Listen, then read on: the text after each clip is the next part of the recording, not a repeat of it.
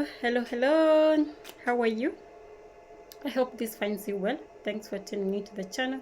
My name is Wanjiru, a Kenyan lifestyle medicine specialist and a biochemist. I'm on a mission of helping 1 million people overcome diabetes, escape the nasty complications of living with type 2 diabetes for long, and thank you for the support in this journey.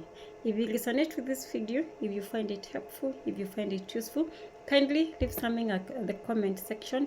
Let people know that we exist. Let people know that we are here so that we can reach the 1 million people with the message of diabetes reversal, and we can support them. Okay, so today this video is going to discuss something about body types, and I want to discuss this because of an experience that I had today. So a client called me and she told me that she has got 2 daughters. They are both teenagers, and she was like, one has got a bigger body frame.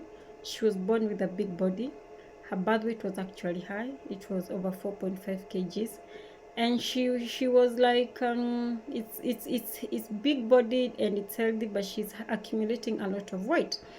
And the other one has got a very small frame. She told me she has given her all the foods that she needs. She's given her a high protein diet, but the girl never adds weight. She's around 11 years old. So she needed support for a nutrition or a meal plan for the bigger one, but she also needed to know what went wrong. Why is the last one not adding weight? So I decided to do this video after, sometimes you tend to talk about what you've been thinking throughout the whole day. Yeah? So I decided to do this video to educate the mass population about body types, but then I will add now a section that will discuss how your body types relate to diabetes. Okay, so the concept of the body types was discovered by a psychologist named Herbert Sheldon, and Herbert is one of the psychologists who was also very good who came up with the science of fasting, and he supervised over 36,000 fasts. So he called these somatotypes, the body types. We do have ectomorphs on my left, and we do have endomorphs on my right. Then here in between we do have the mesomorphs. Okay, so which somatotype is this? The ectomorphs. The ectomorphs are the people who are generally thin. If you find them, you'll find them with a very small body frame. They do not accumulate a lot of muscles in their body, as compared to the endomorphs, who have a big muscular frame and they've got a lot of muscles in their body. So when you look at them, they have that bigger frame, body frame, and then they also have a lot of muscles. Okay, then number 2, ectomorphs have got a very high BMR, very high basal metabolic rate. That tells you they eat frequently and they will need to eat many more times to build for them to be healthy. Endomorphs, on the other end, have got a very low BMR. Endomorphs can go for a very long period without eating food, and they will be okay.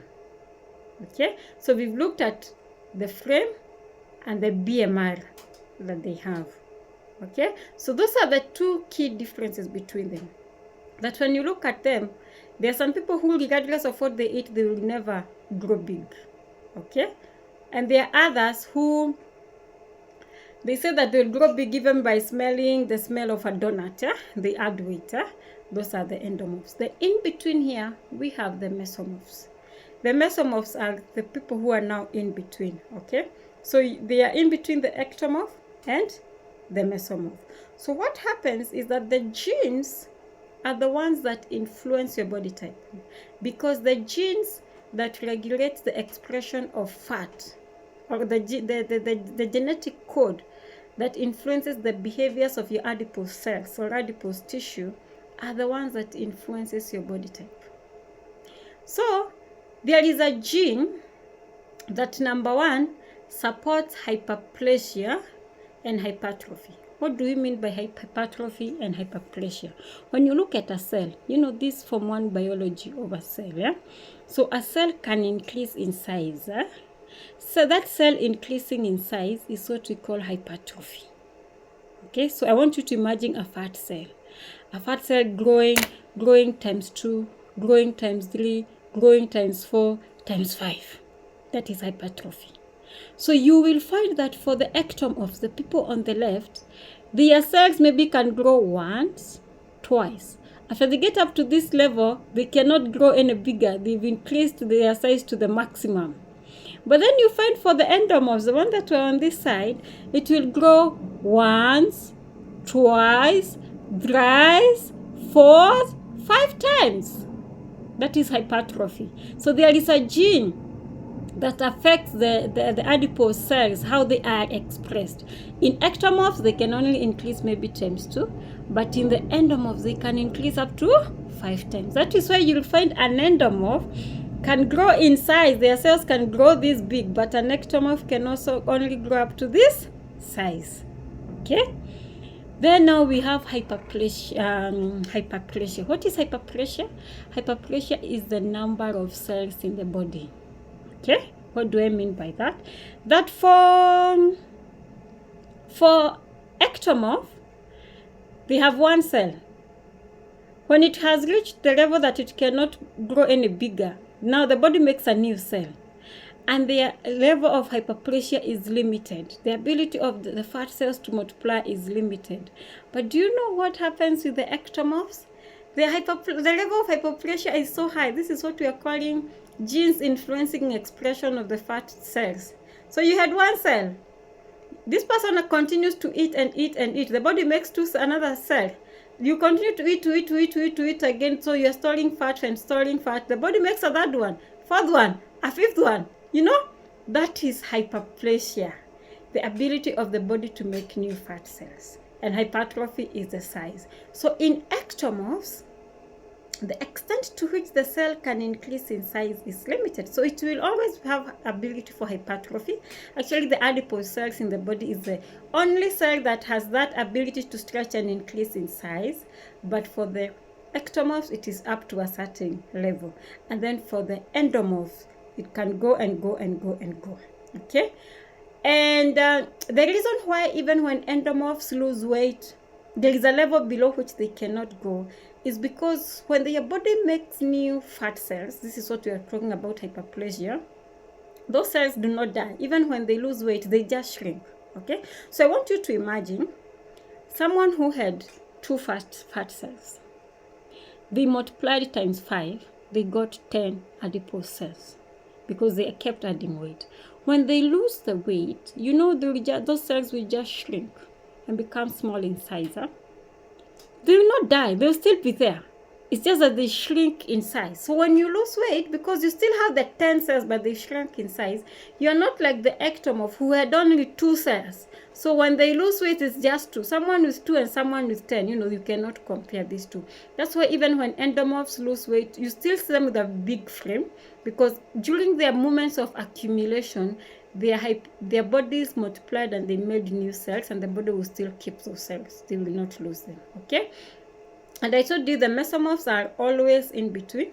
And Herbert Sheldon told us that one person does not just have one body type. You will find an ectomeso, or someone who is an endomorph. Okay, meaning they can have a small body frame, but they are masculine. Okay, and there is somebody else who will not be masculine. They will have less muscles in their body, but a big body frame. That is the endomeso, and we have the ectomeso. Okay, so how does that information help us in diabetes reversal?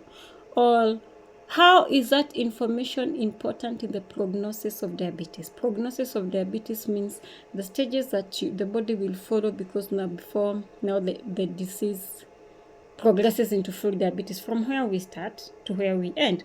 So we normally combine the science of Herbert Sheldon and the science of Professor Roy Taylor. So Professor Roy Taylor is based at the Newcastle University in England. And he did a study in 2011, which was published as the twin cycle study. It is a study that tells us the progression of diabetes and the steps that we follow to reverse diabetes. So the twin cycle hypothesis is like this. When you start accumulating fat in the body stores fat in the adipose cells. So this is what happens. You eat a high carbohydrate meal. that is glucose. 2, 3, 4, 15,000 glucose molecules assemble and they form glycogen. So glycogen is stored in your liver and it's also stored in your muscles. It is the body storing its own energy. Then when it is more than what your body requires, that glycogen is stored into fat, is converted into fat. And where is it stored? It is stored in the subcutaneous tissue. Subcutaneous is just below your skin. That is where the adipose cells store the fat. Now, if you continue eating and you exceed your threshold, this is what is called personal fat threshold. Get this word because we are going to use it more. We said ectomorph, mesomorph, endomorph. The other one you get is personal fat threshold. When you exceed your personal fat threshold, the body stores fat in the liver. That is the first part for the body to store fat. And you start getting a belly fat. Your belly starts protruding. That is, you have exceeded your personal fat threshold. We are together? When your body stores fat in the liver, when you continue accumulating and accumulating, the body goes and stores fat in the pancreas. That is now the twin cycle. The first cycle was storing fat in the liver. When now you start storing fat in the liver, you're getting into the dangerous zones. The other twin, when it stores fat in the pancreas, then now the pancreas struggles to release insulin. This is what is called the twin cycle. We are together.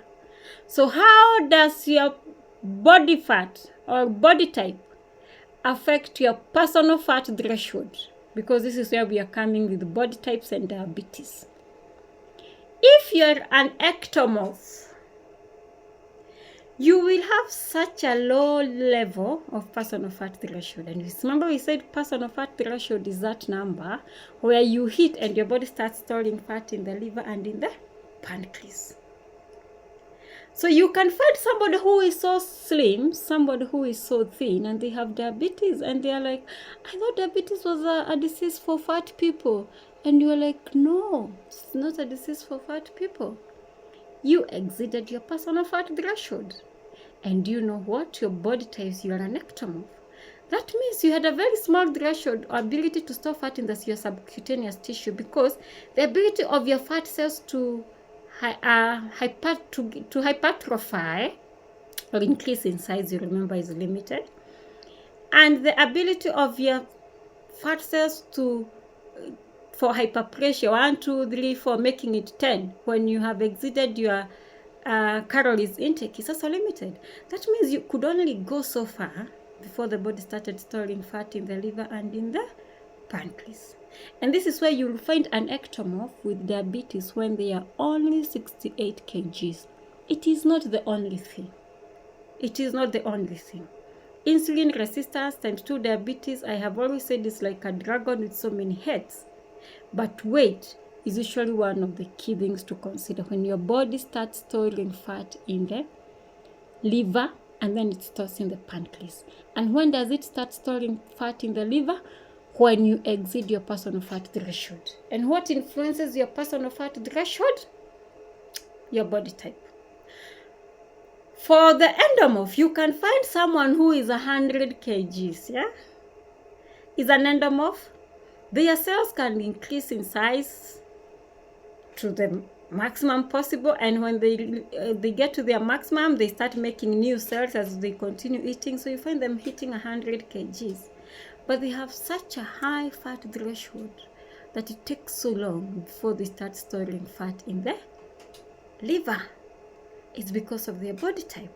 So sometimes I get these questions from people. This person is 100 kgs. He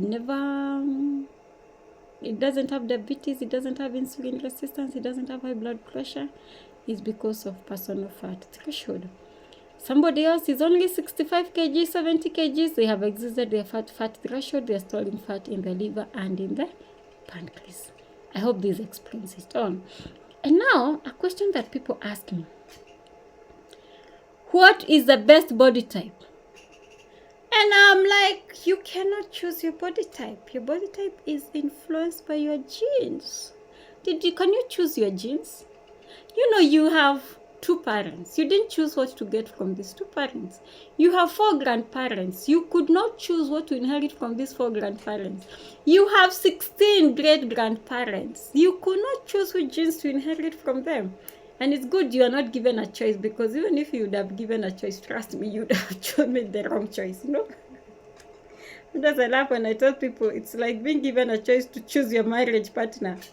Many people believe choosing your marriage partner is the best, but when they choose, they always make the wrong choice and they come regretting later. So even if you would have been told to choose your body type or your genes, you would still make the wrong decision, yeah?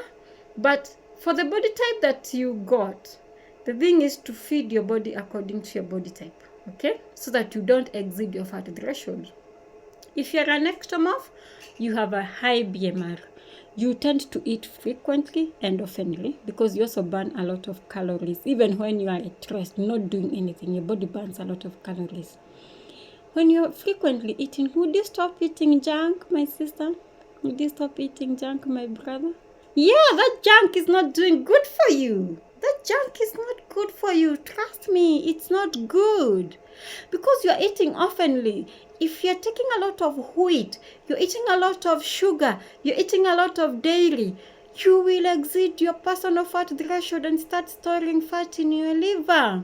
So yes, you eat frequently, and I will give you the permission to eat frequently because you honor your body. The best decision you can do for yourself is to honor your body, but eat healthy. Promise yourself that you will avoid 4 things. You will avoid wheat. It's not be part of your diet.